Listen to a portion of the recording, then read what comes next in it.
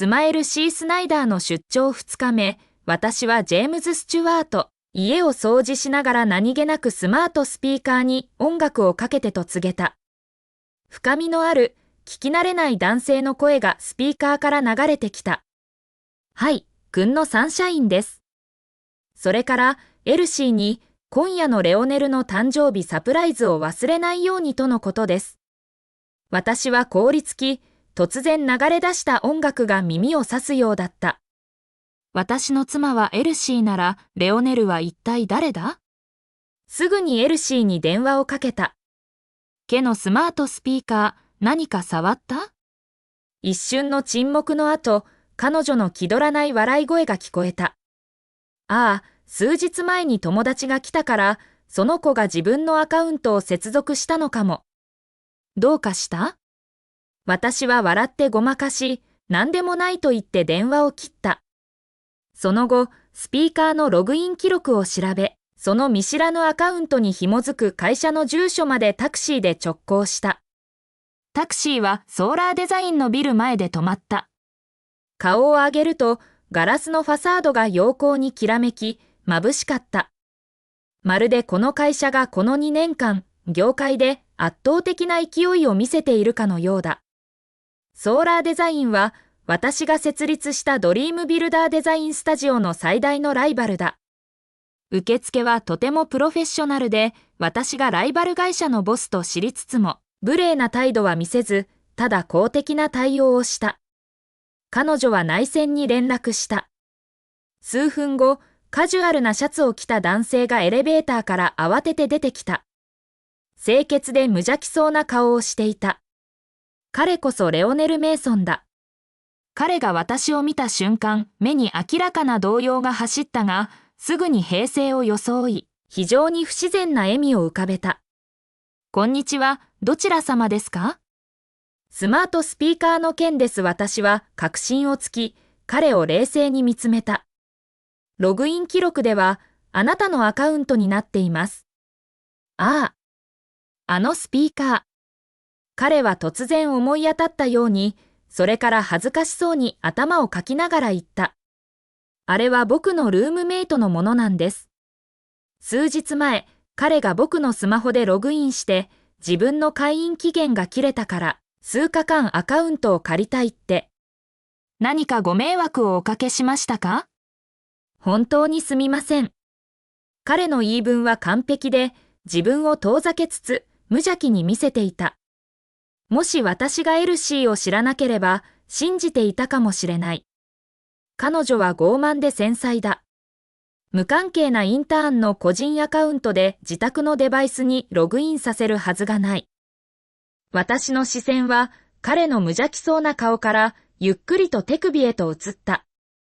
彼は銀のブレスレットをしていた。不規則な2つの輪が絡み合い、その一つに小さな文字 E が刻印されている。あれは去年の結婚記念日に私自身がデザインし、職人の友人に作ってもらってエルシーに送ったものだ。E はエルシーの頭文字。世界にたった一つのものだ。レオネルは私の視線に気づき、無意識に手を後ろに隠そうとした。私は笑みを浮かべ、一歩前に進み、優しい口調で言った。そのブレスレット、なかなか特別ですね。彼女にもらったんですか？センスがいいですね。彼の顔は一瞬で青ざめ、唇がかすかに震え、一言も発せなかった。それで十分だ。私は彼を見るのをやめ、背を向けて立ち去った。帰りのタクシーの中、私は友人アレックス・ウッドに電話をかけた。彼は業界で最高の離婚弁護士だ。電話が鳴ると、彼の大きな声が聞こえてきた。おお、スチュワートさん？やっと私のことを思い出してくれたんですか？手を貸してくれ。私は窓の外に急速に過ぎ去る街並みを見つめ、不気味な冷静な声で言った。ある人物を調べてくれ。ソーラーデザインのインターン、レオネル・メイソン。それから、エルシーの過去6ヶ月間の金融取引とホテルの記録をすべて洗い出してくれ。一つも見逃さずに。アレックスは2秒間沈黙し、からかうような口調をやめた。あいつら、あなたを裏切ったのか？それより悪いことだ私は言った。電話を切り、車内は死の沈黙に包まれた。しばらくすると、エルシーから電話がかかってきた。画面にはダーリンの文字が特に皮肉に感じられた。私は深く息を吸い、応答した。ジェームズ、どうかしたの？彼女の優しい声が受話器から聞こえ、いつも通り思いやりがあり、適度な心配りを見せた。アレックスから聞いたんだけど、何かを調べてほしいって頼んだって？仕事で何かトラブルでも？ほら、こんなに早く彼女は内通者まで仕込んでいる。私は心の中で渦巻く感情を押し殺し、最も気取らない口調で答えた。いや、ただ急に君に会いたくなっただけさ。向こう側では、ほっとしたため息のような音が聞こえ、続いて柔らかな笑い声がした。ダーリン、私も会いたいよ。このプロジェクトが終わったら、すぐに飛行機に乗って、あなたのところに戻るからね、私のサンシャイン。サンシャインという言葉が、はっきりと私の耳に届いた。私は思わず電話を握りしめた。なるほど、私は彼女の唯一のサンシャインではなかったのか。いや、もしかしたら最初から違ったのかもしれない。アレックスの効率は驚くほどで、30分も経たないうちに彼からメッセージが届いた。彼はリンクとともにこんなコメントを送ってきた。今年のベストアクターの演技、証拠のチェーンが完璧で、フル料金を請求するのが申し訳なくなるよ。どうぞお楽しみに。リンクを開くと、それはレオネルの SNS アカウントで公開設定になっていた。最新の投稿は、あの意味踊りじしいブレスレットをした手首のクローズアップ写真で、キャプションはこう書かれていた。サンシャイン、届けます。S さんへ。私のサンシャインという呼び名、私のブレスレットが、今や別の男の戦利品になっていた。私は無表情に下へスクロールした。一枚の写真の背景は、我が家の書斎だった。レオネルは頬杖をつき、無邪気に笑っている。彼の後ろには、私がイタリアから持ち帰った珍しい建築書があった。キャプション、顔文字、しかめっ面、S3 の書斎で知識に使って、自分も賢くなった気分。一枚の写真では、彼がペンを持ち設計図にスケッチをしていたあれは、エルシーの30歳の誕生日に私が送った限定版のペンだ。キャプション、顔文字、しかめっ面、S さんがくれたこのペン素晴らしいです。彼女は私の手こそが最高のペンに値するって言ってくれました。もう一枚の写真は、私たちがよく行く施設キッチンで撮影されたものだった。私のお気に入りの料理が写っている。キャプション、顔文字、しかめっ面、S さんの秘密の場所で。彼女は、私こそが彼女が完全にリラックスできる唯一の港だって言ってくれました。どの写真も、どの言葉も、まるで精密なメスが私の記憶の最も柔らかな部分を切り刻んでいくように感じられた。3日前に更新された投稿まで来るまで。写真の中で、レオネルは印刷された設計図面を持ち、大胆に誇らしげに笑っていた。キャプション、顔文字、しかめっ面、S さんが徹夜で設計を手直ししてくれました。彼女は、私が今まで出会った中で最も才能あるデザイナーだって言って、サミットセンターのプロジェクト、きっと勝てるって。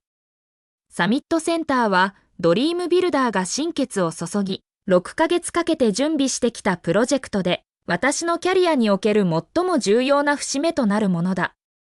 私は突然ソファから飛び起き、車の鍵をつかむと、扉を飛び出した。深夜の会社には誰もいなかった。指紋でドアをロック解除し、まっすぐエルシーのオフィスへ向かった。彼女のコンピューターのスクリーンセーバーはまだついていた私たちの結婚式の日の写真で、彼女は優しく穏やかに微笑んでいた。ただ、吐き気を覚えるだけだった。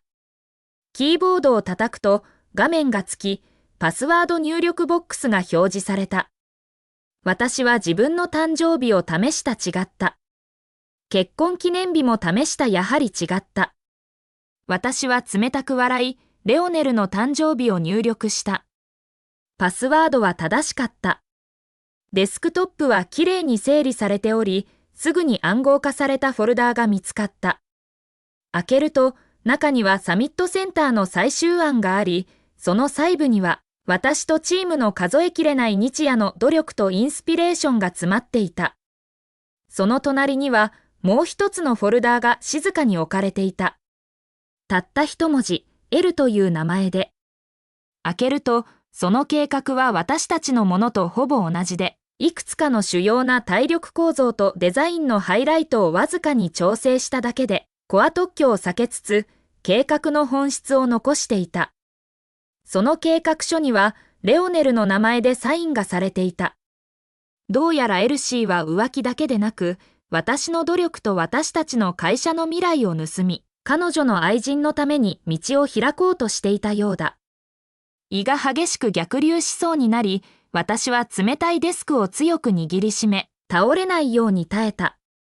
やはり、嫉妬と裏切りは、女性を本当に別人に変えてしまうのだ。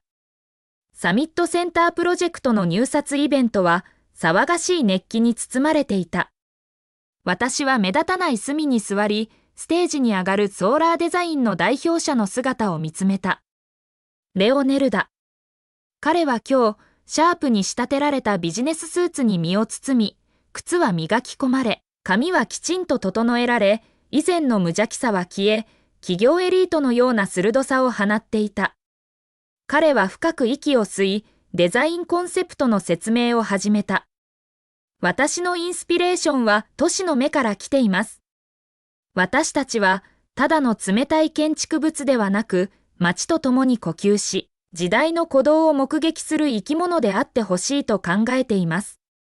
この言葉の一つ一つは、私がかつて、どれほど多くの夜、数えきれない杯のコーヒーと真っ赤な目で、エルシーに語り聞かせたものだった。私はそれを、夫婦としての最も深い魂のつながりだと思っていた。今気づいた。それはただの一人芝居で、彼女は最も忍耐強い泥棒だった。さらに皮肉なことに、エルシーは審査員席のゲストシートに座っている。彼女の長い髪はきちんと結び上げられ、顔には繊細なメイクが施されていたまさに私がよく知るエリートの顔だ。彼女は真剣に耳を傾け、頻繁にうなずき、レオネルに視線を向けると、私が見たことのない輝きを放っていた彼を大切にし、彼を世界に見せたいという自慢げな光だった。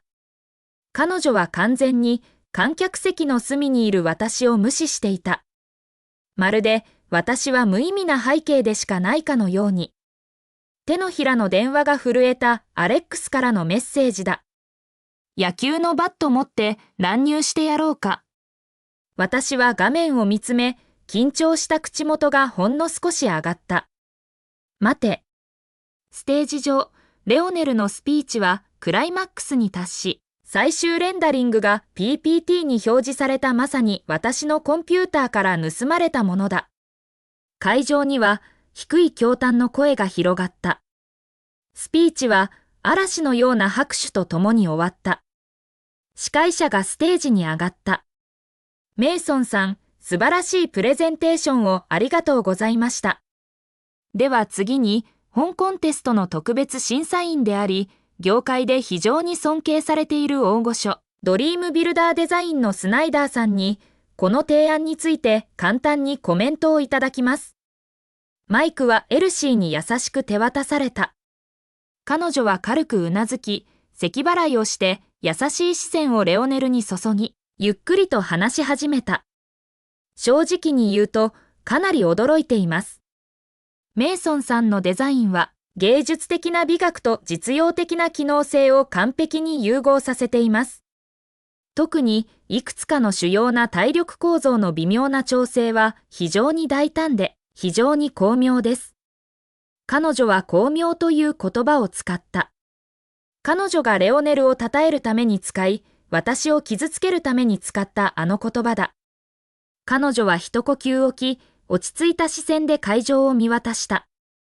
私はこの作品が今日間違いなく最高のものであると信じています。再び拍手が湧き起こり、前よりもさらに熱を帯びていた。その瞬間、私の世界は静寂に包まれ、胸の中でドクン、ドクンと響く心臓の鈍い音だけが残った。司会者は微笑みながらマイクを引き継ぎ言った。スナイダーさん、そのような高い評価をありがとうございます。どうやらソーラーデザインは今回優勝を狙っているようですね。では、ここでメイソンさんに何か質問のあるゲストや審査員の方はいらっしゃいますか？会場は静まり返った。エルシーの権威ある高い評価の後では、もう質問する余地はなさそうだった。レオネルはステージに立ち、しんしんとお辞儀をし、顔には誇りと喜びを隠しきれなかった。私は電話をしまい、みんなが再び拍手を始めようとしたちょうどその時に、ゆっくりと立ち上がった。私の動きはわずかだったが、一瞬にして会場の注目を集めた。司会者は少し驚き、尋ねた。お客様、どちら様でしょうか？エルシーの笑顔がこわばった。